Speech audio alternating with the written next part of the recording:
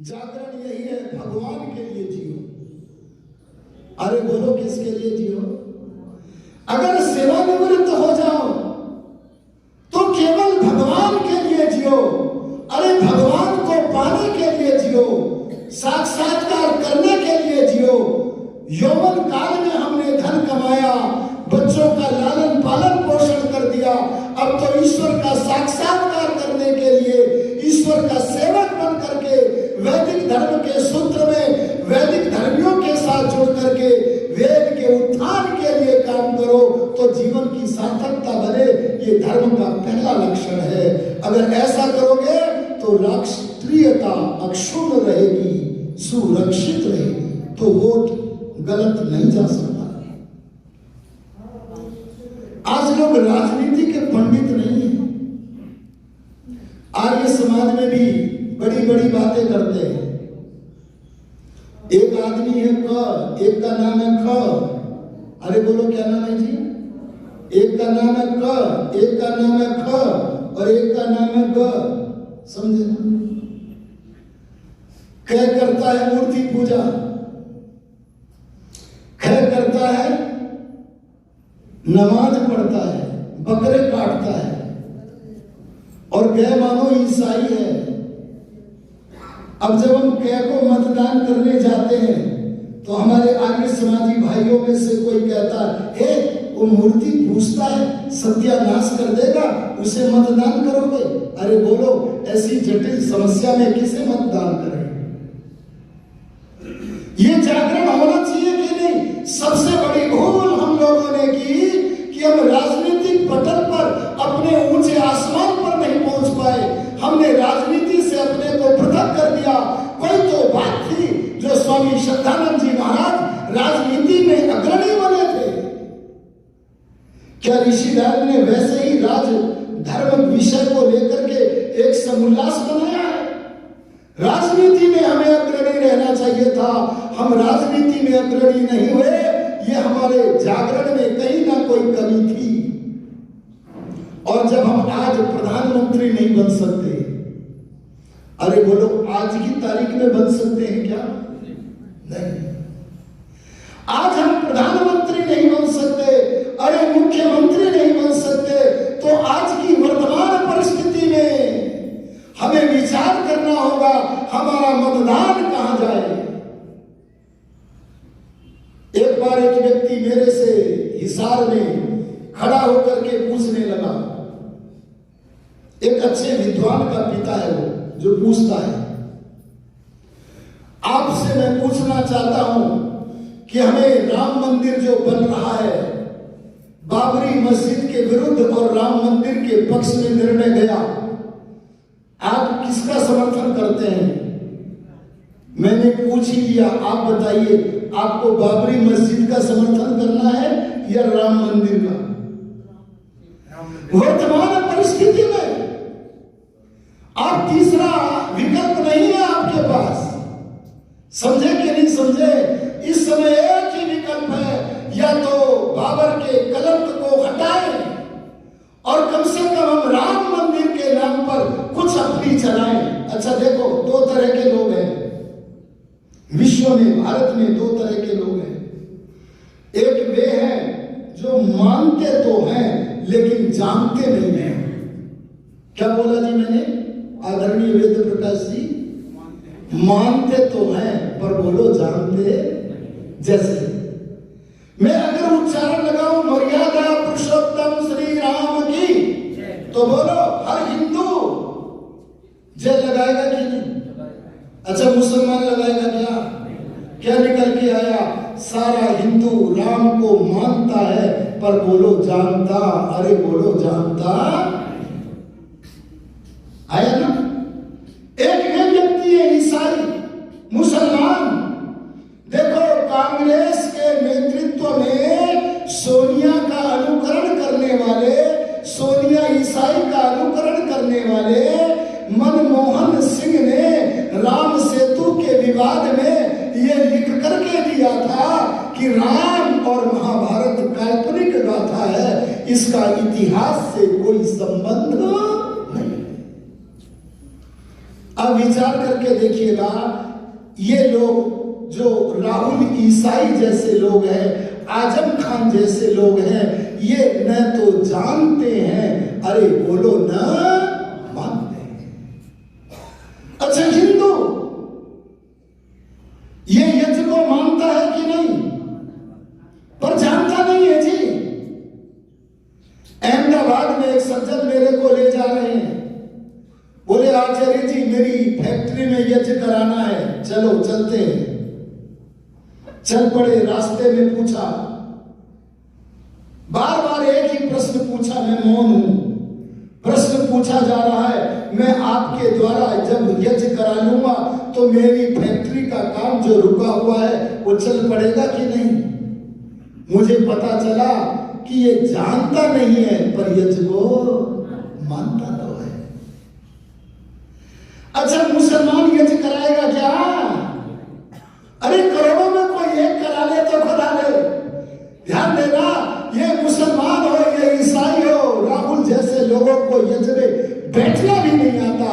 वो यज्ञ को यज्ञ नहीं बोल सकता, वो यज्ञ को यज्ञ न बोलेगा। कभी सुना होगा तो ऐसा बोलेगा, क्योंकि वो जानता नहीं है ईसाई होने के कारण, और बोलो मानता भी नहीं। अब इस विवशता की स्थिति में आपका मत किसे मिलना चाहिए? जो मानता है, जानता नहीं, एक मानता भी नहीं, एक जानता भी नहीं, इन दोनों में किसे मिलना चाहिए? अरे बोलो, जो मानता उसे मिलना चाहिए ना।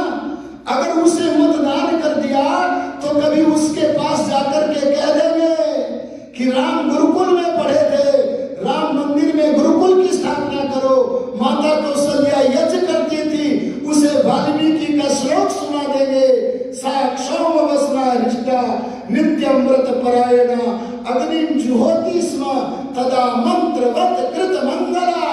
वेद मंत्रों का मनोहर गान करते हुए माता कौशल्या यज्ञ करती थी। बोलो, यज्ञशाला का निर्माण करा देंगे कि नहीं? पर क्या ये प्रार्थना लेकर बाबरी मस्जिद के समर्थक लोगों के पास जा सकोगे? एक उदाहरण देना और चाहता हूं मैं। एक बिजली का तार जा रहा है जिसमें हाई वोल्टेज है।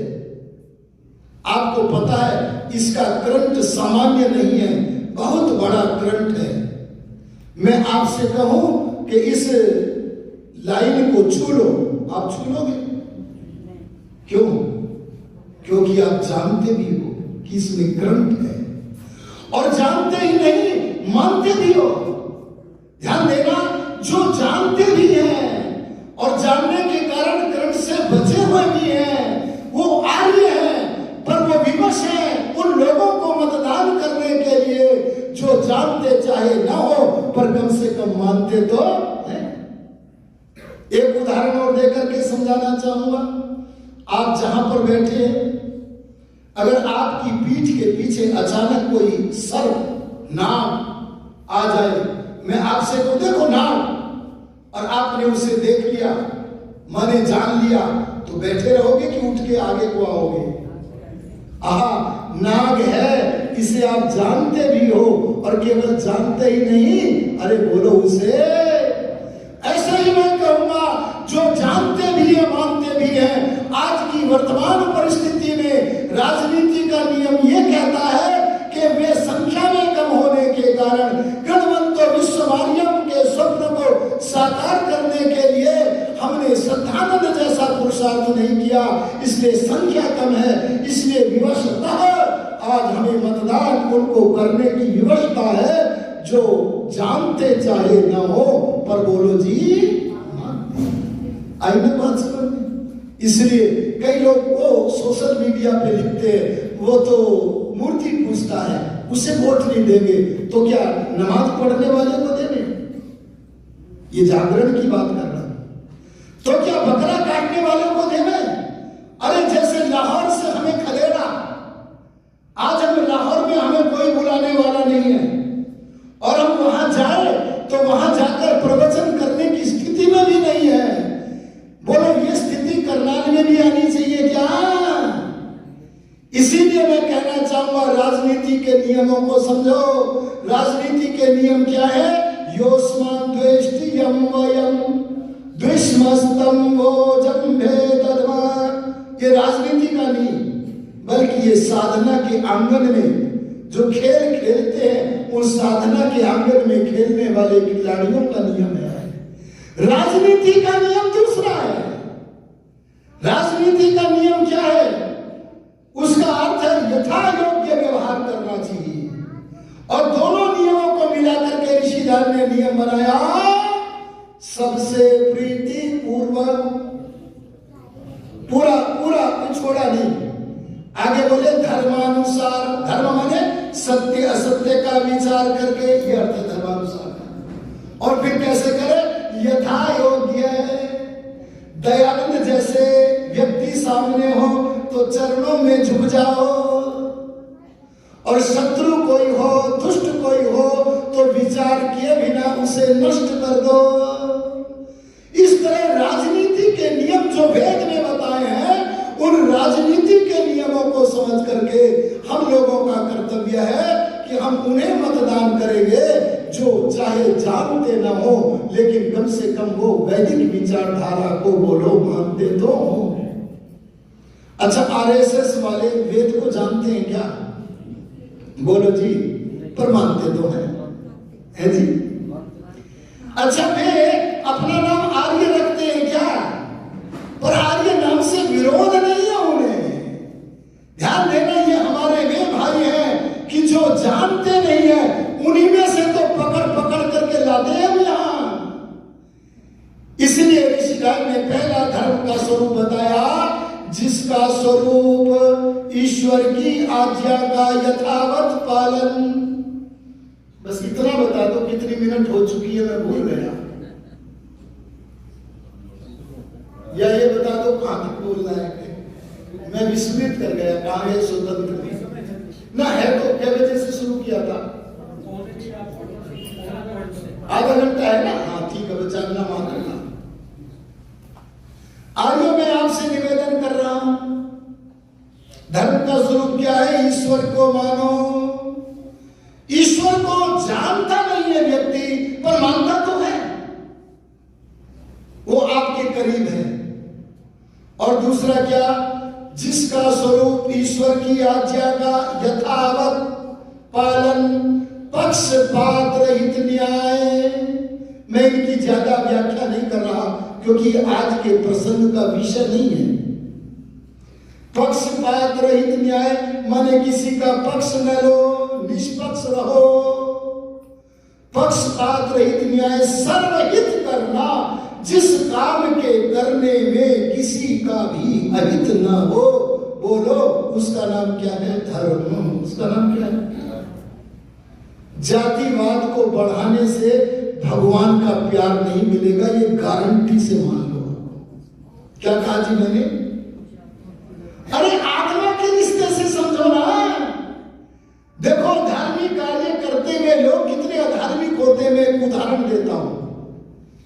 एक गृहस्थ प्रतिदिन अपने घर पर पुरोहित को बुलाकर यज्ञ कराता था, लेकिन यज्ञ की शिक्षाओं को जीवन में नहीं उतारता था।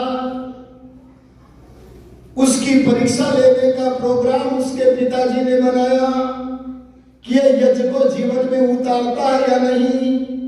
और उसके पिताजी ने 6 महीने पहले वानप्रस्थ की दीक्षा ले ली थी, घर से बाहर रहने थे। पुरोहित जी से परामर्श करके निर्णय किया, इस तारीख को परीक्षा लेंगे।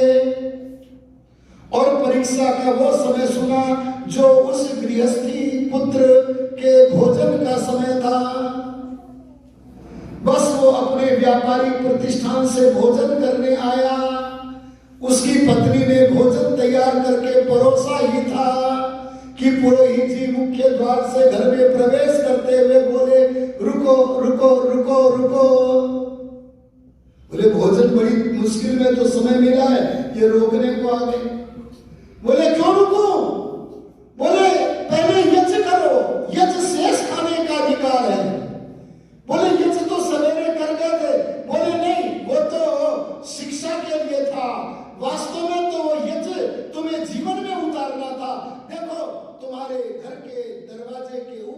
एक कौवा बैठा है,